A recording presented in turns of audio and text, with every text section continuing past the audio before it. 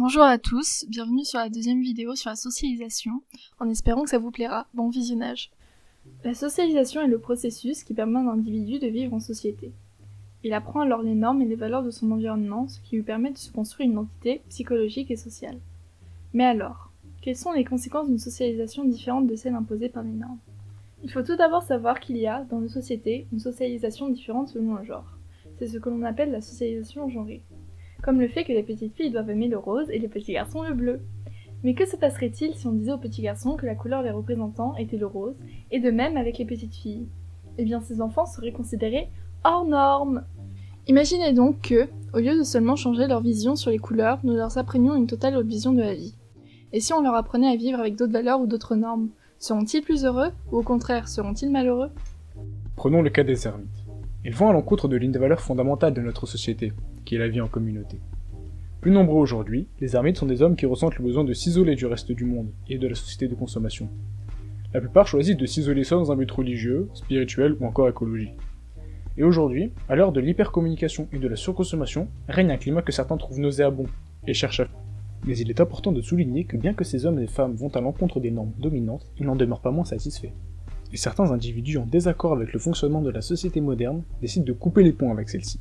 Mais contrairement aux ermites, ces derniers s'isolent en groupe de pairs qui partagent les mêmes valeurs et surtout la même frustration vis-à-vis de la société. Alors, avec un socle de valeurs, ils créent donc des normes associées. Et même s'ils se doivent de respecter les normes formelles, les normes informelles peuvent changer du tout au tout. Pour cela qu'il y a des sociétés entières qui se forment en marge de la nôtre. Prenons l'exemple des Amish, cette communauté très fermée à l'écart de la société moderne. Bien que cette communauté religieuse soit née en Europe, de nos jours, les seules encore existantes sont établies aux États-Unis, dont 70% en Pennsylvanie. Socialisés différemment de la société américaine actuelle, les Amish fondent leur mode de vie très simple sur la religion. En effet, ils sont anabaptistes, c'est un courant de l'église protestante. Les Amish sont des groupes religieux où l'on a toujours prôné la non-violence et le choix du baptême, ce qui leur a valu d'être rejetés et persécutés par d'autres communautés. Ce qui est intéressant dans le mode de vie des Amish, c'est qu'ils ne veulent pas dépendre de l'État. Ils ne disposent d'aucune protection sociale, ni d'assurance santé, ils ne veulent pas non plus dépendre de la société moderne, la société dite de consommation. Ils refusent tout progrès technique et technologique. Ils rejettent toute chose qui peut pousser la communauté à se diviser et à se couper de la religion. Ils ont leurs propres écoles, portent des vêtements traditionnels, et n'ont ni voiture, ni électricité, ni téléphone, ni toute autre technologie. Nous pouvons dire que cette communauté vit presque coupée du monde. Ils ne partagent pas les mêmes valeurs et n'ont pas les mêmes normes que la société américaine actuelle.